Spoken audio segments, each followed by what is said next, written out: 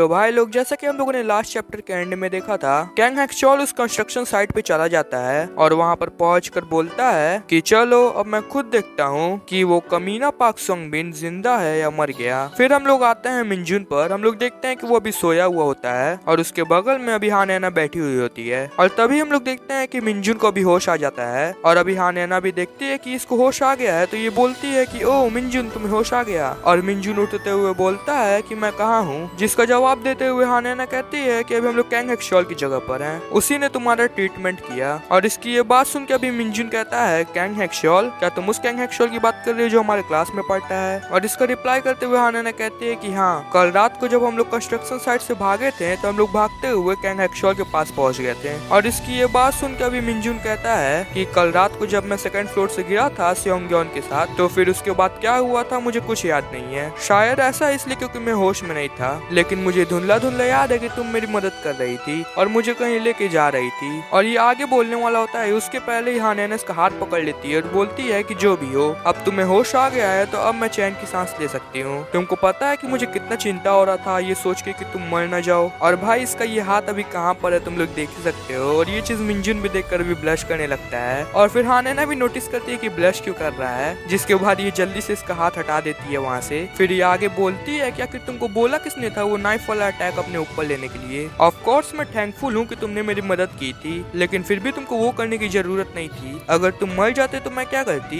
तुम्हारे वजह से मुझे बहुत ज्यादा चिंता हुई थी। तुम सच में मेरा दिमाग खराब करते हो। और इसकी ये बात सुनकर अभी मिनजुन कहता है कि मुझे माफ कर दो। और इसको ऐसे माफी मांगते हुए देख कर हानैना कहती है कि नहीं नहीं, तुमको माफी मांगने की जरूरत नहीं है, मुझे तो तुमको थैंक यू बोलना चाहिए। पर क्या तुमको पता है कि तुमको वहाँ से उठाकर यहाँ तक लाना कितना ज्यादा मुश्किल था? और भाई ये ऐसे अभी अलग अलग बातें कर रही होती है, इसलिए मिनजुन अभी अपने मन में सोच रहा होता है कि आखिर ये चाहती क्या है कि मैं इसको क्या बोलूं। ये खुद ही दो तरह की बातें कर रही है। और फिर हम लोग देखते हैं कि हानैना कहती है कि वैसे कैंग हेक्सचॉल ने कहा है कि तुमको एक दिन की रेस्ट की जरूरत है, तो तुमको आज आराम करना चाहिए और बाकी की चीजें हम कल सुबह देखेंगे। और इसकी ये बात सुन के अभी मिनजुन कहता है ठीक है, लेकिन फिर खड़े होने की कोशिश करते हुए बोलता है कि गैंगबक बंद होने वाला है, लेकिन हमारे पास ऐसे बैठे रहने का टाइम नहीं है। और इसको जो चोट लगा हुआ होता है उसकी वजह से खड़ा नहीं हो पा रहा होता है और नीचे वापस गिर जाता है। तो हानैना कहती है कि हे, क्या तुम ठीक हो? हे इडियट, आखिर तुम हिलने की कोशिश क्यों कर रहे हो? चुपचाप से एक जगह पे लेटे रहो। और इसको ऐसे डांटते हुए देखकर ये कहता है ठीक है। और फिर हम लोग थोड़ी देर बाद का सीन देखते हैं। हम लोग देखते हैं कि दरवाजे पर नॉक होता है, जिसको सुनकर ये दोनों दरवाजे की तरफ देखने लगते हैं। और तभी दरवाजे के बाहर से आवाज आता है कि हे, ये मैं हूँ, मुझे अंदर आने दो। और ये आवाज सुन के अभी हानैना कहती है कि ओ, ये तो कैंग हेक्सचॉल है। उसके बाद कैंग हेक्सचॉल अंदर आता है और इनके सामने एक बैग लाकर रखता है। और फिर आगे कैंग हेक्सचॉल मिनजुन से बोलता है कि ये तुम्हारा बैग है ना? तुम इसको हमेशा स्कूल लेकर आते थे। और मिनजुन इस बैग को देखते हुए कहता है कि ओ हाँ, ये मेरा ही है। फिर आगे कैंग हेक्सचॉल बताता है कि मुझे ये सेकंड फ्लोर पे मिला कंस्ट्रक्शन साइट पर। इसमें तुम्हारे कपड़े और तुम्हारे थोड़े पर्सनल सामान है, तो मुझे लगा कि तुमको इसकी जरूरत पड़ेगी। और वहाँ पर थोड़ा इमरजेंसी फूड भी था, तो मैं उनको भी थोड़ा लेते आया। फिर हम लोग मिनजुन को देखते हैं। हम लोग देखते हैं कि वो अपना बैग देखकर सोच रहा होता है कि ये बैग मुझे मेरे मॉम ने दिलाया था। इस बैग को दोबारा देखकर अच्छा लगा। और तभी हम लोग देखते हैं कि कैंग हेक्सचॉल इसको एक चश्मा देता है और बोलता है कि मुझे तुम्हारा चश्मा भी वहाँ पर मिला। और मिनजुन अपना चश्मा लेते हुए कहता है थैंक्स, अच्छा हुआ मेरा चश्मा मुझे मिल गया। फिर आगे मिनजुन कैंग हेक्सचॉल से बोलता है कि हानैना ने मुझे बताया कि तुमने मेरा इलाज किया। और इसकी ये बात सुन के कैंग हेक्सचॉल कहता है कि हाँ, अब तुमको कैसा लग रहा है? और इसका रिप्लाई करते हुए भी मिनजुन कहता है कि मुझे थोड़ा कमजोरी सा लग रहा है, लेकिन अब मैं ठीक हूँ। फिर हानैना कैंग हेक्सचॉल से बोलती है कि हे, तुमने क्या कंस्ट्रक्शन साइट चेक किया? तुम मेनली वहाँ पे पाक सोंगबिन को देखने के लिए गए थे ना? और इसकी ये बात सुनकर अभी कैंग हेक्सचॉल बोलता है कि हाँ, मैंने जैसा सोचा था, पाक सोंगबिन वहाँ पे नहीं था। और हम लोग देखते हैं कि यहाँ पे पाक सोंगबिन के गैंग के सभी लोग होते हैं जो कि ज़ॉम्बी बन चुके होते हैं, लेकिन यहाँ पे पाक सोंगबिन नहीं होता है कहीं पर भी। फिर आगे कैंग हेक्सचॉल बताता है कि वहाँ पर स्कूटर भी नहीं था, प्रोबेबली वही उसे लेकर गया होगा। और कीबोर्ड भी टूटा हुआ था। और इसकी ये बात सुनकर अभी हानैना कहती है कि इसका मतलब ऐसे चांसेस हैं कि आगे चल के हमारा सामना दोबारा पाक सोंगबिन से हो सकता है। और इसका रिप्लाई करते हुए भी कैंग हेक्सचॉल बोलता है कि हाँ, लेकिन तुमको ज्यादा चिंता करने की जरूरत नहीं है इसके बारे में। शायद शायद मैं उससे फाइट में हार जाऊं, लेकिन अगर बात जान से मारने की हुई तो मैं ही जीतूंगा।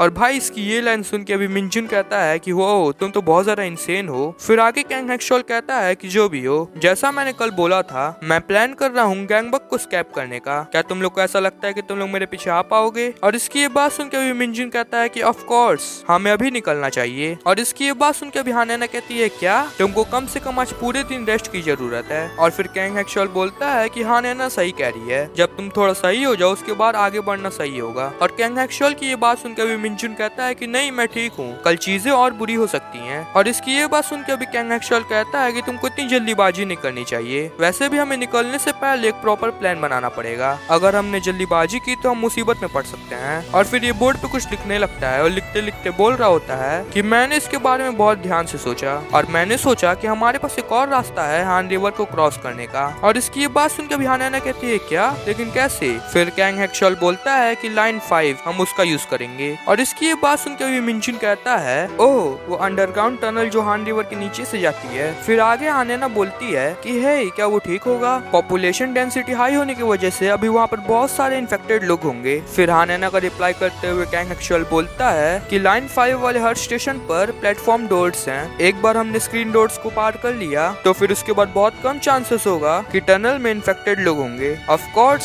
स्टेशन के अंदर जाना उन डोर्स के थ्रू बहुत ज्यादा मुश्किल होने वाला है एंड प्रोबेबली हमारे अलावा भी बहुत सारे लोग ऐसे होंगे जिनको ये सेम आइडिया आया होगा। और ऐसा भी हो सकता है कि गवर्नमेंट ने लाइन 5 टनल का एक्सेस भी ब्लॉक कर दिया हो, लेकिन फिर भी मुझे लगता है कि उसको चेक करने में कोई बुराई नहीं है। ओके तो अभी यहाँ से सबसे नजदीकी लाइन 5 स्टेशन है झंगान स्टेशन, लेकिन जैसा कि तुम लोग को पता है वो पैदल चल के जाने में थोड़ा दूर पड़ेगा हमें। स्पेशली एक बार हम लोगों ने इस नेबरहुड को छोड़ा और झंगान डिस्ट्रिक्ट में एंटर किए, चीजें और भी ज्यादा डेंजरस होने लगेंगी। और भाई ये लोग यही सब बातें वगैरह कर रहे होते हैं और आपस में प्लान वगैरह बना रहे होते हैं और ऐसे ही करते करते थोड़ा देर बीत जाता है और हम लोग देखते हैं कि यहाँ पे शाम हो चुका होता है। और हम लोग देखते हैं कि कैंग हैक्सॉल अभी भी इन लोग को रूल्स वगैरह समझा रहा होता है सर्वाइवल के लिए। हम लोग देखते हैं कि कैंग हैक्सॉल इन दोनों से बोल रहा होता है कि ऑल्सो ये रहे कुछ सर्वाइवल रूल्स जो मैंने बनाए हैं। फर्स्ट, गैंगबग अब ऑलरेडी बंद हो चुका है तो इसलिए रश मत करो और अपने आप को ओवर एक्सर्ट भी करने की कोई जरूरत नहीं है। अगर हमें कोई सेफ प्लेस मिलता है तो हम वहाँ पर कुछ दिनों के लिए रुक कर आराम करेंगे और सिचुएशन को समझने की कोशिश करेंगे। हमें जल्दीबाजी करने की कोई जरूरत नहीं है। सेकंड, ऐसा मानकर चलो कि जब हम लोग डिफरेंट एरिया में रिलोकेट कर रहे होंगे तो अगर हमें बाहर जाना हो तो सिर्फ 1 से 2 लोग ही बाहर जाएंगे। हम तीनों को साथ में ग्रुप में जाना अवॉइड करना है और हो सके तो बाहर जाना ही अवॉइड करो जितना हो सके। और लास्ट, अगर सीरियस लाइफ थ्रेटनिंग सिचुएशन बढ़ी तो अपने आप को कभी भी सेक्रीफाइस मत करो किसी और के लिए। फॉर एग्जाम्पल, अगर तुम भागकर जिंदा बच सकते हो तो किसी का हेल्प करने का ट्राई मत करो, चाहे फिर कुछ भी हो जाए। अपनी लाइफ को रिस्क में मत डालो, फिर फर्क नहीं पड़ता कि कौन है, यहाँ तक कि मैं भी नहीं। अगर आने वाले टाइम में ऐसी कोई सिचुएशन आई तो मैं वो करूंगा जो सर्वाइव करने के लिए जरूरी होगा। मैं फिर से रिपीट कर रहा हूँ, कभी भी अपने आप को सेक्रीफाइस करने का ट्राई मत करो किसी और के लिए। और ये चीज कैंग हैक्सॉल स्पेशली अभी मिनजुन को बोल रहा होता है। और फिर हम लोग देखते हैं नेक्स्ट डे का सीन। हम लोग देखते हैं कि अभी दिन हो चुका होता है और ये तीनों भी निकलने के लिए तैयार हो चुके होते हैं। और अभी कैंग हैक्सॉल मिनजुन से कहता है मिनजुन, और ये कह के कैंग हैक्सॉल मिनजुन को भी एक बैट देता है और कहता है कि इसको एज अ वेपन यूज करना। और मिनजुन इस बैट को देखकर कहता है कि ये वेपन तो बहुत ज्यादा स्कैरी लग रहा है। फिर आगे कैंग हैक्सॉल बोलता है कि ये तुम्हारी मदद सिर्फ इन्फेक्टेड लोगों के अगेंस्ट ही नहीं करेगा बल्कि बुरे लोगों को भी ये डराएगा। ऐसा कुछ अपने पास होना बहुत ज्यादा अच्छा है, बस इस तरह का वेपन अपने पास रहने से ही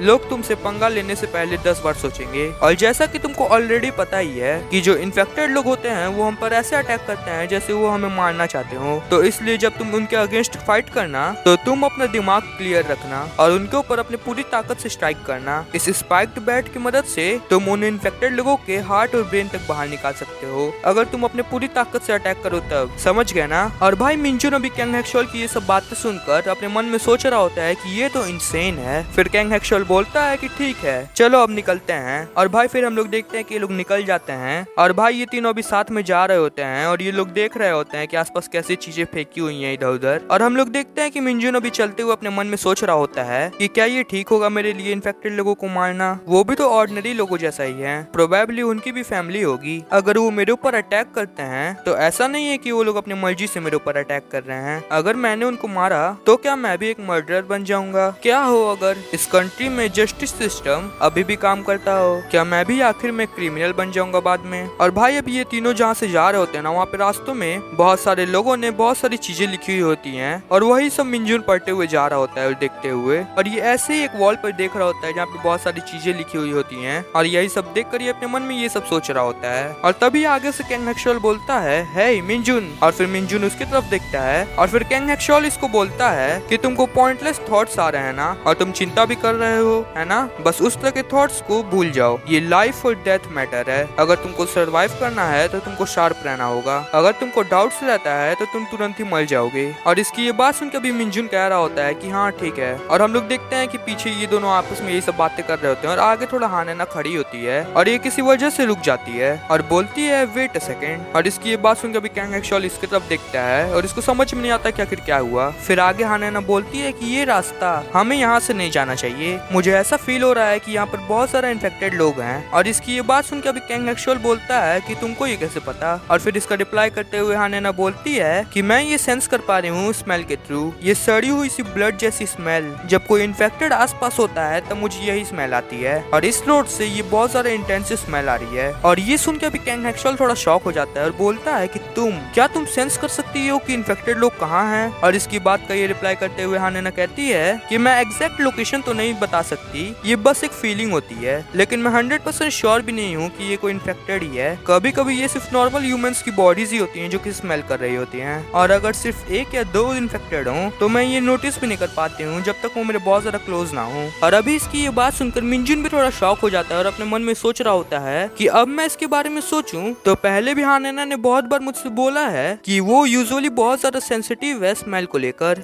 और फिर हम लोग कैंग हेक्सॉल को देखते हैं, वो कहता है कि हे तुम लोग यहीं पे रुको, मैं जल्दी से चेक करके आता हूँ। और फिर वो आगे जाने लगता है और फिर थोड़ा आगे जाकर वो एक पोल के पीछे छुप कर देखता है कि आगे ज़ॉम्बीज हैं या नहीं। और वो देखकर शॉक हो जाता है कि आगे बहुत सारे ज़ॉम्बीज होते हैं, मतलब कि हानेना ने जो बोला था वो सच निकला। और ये देखकर अभी कैंग हेक्सॉल भी थोड़ा शॉक हुआ होता है और अपने मन में सोच रहा होता है कि हानेना क्या वो सच में इन्फेक्टेड लोगों को सेंस कर सकती है। और फिर ये वापस इन दोनों के पास जाने लगता है और इसको वापस अपने तरफ आते हुए देखकर हानेना बोलती है कि वो वहाँ पर थे, है ना, मैं सही थी, है ना। और फिर कैंग हेक्सॉल इसके पास आके बोलता है कि तुम सही कह रही थी, हमें वहाँ से नहीं जाना चाहिए। और हम लोग देखते कि अभी मिंजुन कहीं पे देख रहा होता है और वो देखते हुए अभी मिंजुन कैंग हेक्सॉल से कहता है कि हे वहाँ देखो। और फिर कैंग हेक्सॉल इसके पास आते हुए बोलता है कि तुम क्या देख रहे हो। और वो उसके पास आने के बाद देखता है कि एक बिल्डिंग पर कोई खड़ा होता है, जिसको देखकर अभी मिंजुन कहता है कि उस बिल्डिंग के टेरेस पर मेरे ख्याल से वो सोल्जर्स हैं, लेकिन देखकर लगता है कि वो इन्फेक्टेड हो चुके हैं, है ना। और भाई ये चीज देखकर भी कैंग हेक्सॉल शॉक हो चुका होता है थोड़ा। और फिर वो दौड़ते हुए कहीं जाने लगता है अचानक से और इन दोनों से दौड़ते हुए कहता है कि जल्दी मेरे पीछे आओ। और इन दोनों को ये समझ में नहीं आ रहा होता कि आखिर अचानक से इसको क्या हुआ। और फिर हम लोग देखते हैं एक जगह का सीन और अभी कैंग हेक्सॉल भागकर यहीं पे आ गया होता है और इसके पीछे पीछे हानेना और मिंजुन भी आ गए होते हैं। और यहाँ पर आके कैंग हेक्सॉल बोलता है कि यहाँ पर ऊपर कोई इन्फेक्टेड नहीं है, इसलिए ये जगह अभी ठीक है, जल्दी यहाँ आओ। और भाई हानेना भी इसके पीछे दौड़ते हुए आई हुई होती है, इसलिए ये अभी हाफ रही होती है और ये ऐसे हाफ बोलती है क्या कि तुम यहाँ पर ऊपर क्यों आए हो। और फिर कैंग हेक्सॉल बाइनोक्यूलर्स निकालता है और कुछ देखने लगता है और वो ऐसे ही देखते देखते बोल रहा होता है कि इन बाइनोक्यूलर्स की मदद से मैं एटलीस्ट 3 सोल्जर्स को देख पा रहा हूँ और वो सभी इन्फेक्टेड हैं, लेकिन उनमें से एक इन्फेक्टेड सोल्जर अभी अपने पास एक राइफल रखा हुआ है। और भाई ये चीज सुनकर अभी मिंजुन कह रहा होता है कि हे प्लीज मुझे ये मत कहना कि तुम उस राइफल को लेने के बारे में सोच रहे हो, क्या हम उसे ऐसे ही छोड़ नहीं सकते हैं। अगर वहाँ पे 3 से ज्यादा इन्फेक्टेड हुए हैं तो उस राइफल को चुराना और ज्यादा मुश्किल होगा, और क्या होगा अगर उसमें कोई एमओ ही नहीं हुआ तो। हमने अभी तक ये कंफर्म भी नहीं किया कि उधर बुलेट्स हैं या नहीं, और अगर हम लोगों ने कैसे भी करके राइफल ले भी लिया तो उसको फायर करने से बहुत ज्यादा आवाज होगा और हम लोग बहुत सारे इन्फेक्टेड लोगों को अट्रैक्ट कर लेंगे, और वो राइफल हमें तो ये पता भी नहीं कि उसको यूज कैसे करना है। और भाई इसकी ये बात सुनकर अभी कैंग हेक्सॉल बोलता है कि नहीं, मुझे पता है कि कैसे शूट करना है, हमें उस राइफल की अभी बहुत ज्यादा जरूरत है, चलो उसे लेकर आते हैं। और बस यहीं पे हमारा चैप्टर नंबर 11 खत्म हो जाता है। अब भाई तुमको अगर आगे के चैप्टर्स भी देखने हैं तो तुम लोग चैनल को सब्सक्राइब कर लो और वीडियो को लाइक कर दो, क्योंकि आने वाले चैप्टर्स भी इसी चैनल पे आने वाला है। तो चलो अब मिलते हैं मेरे अगले वीडियो में, तब तक के लिए बाय।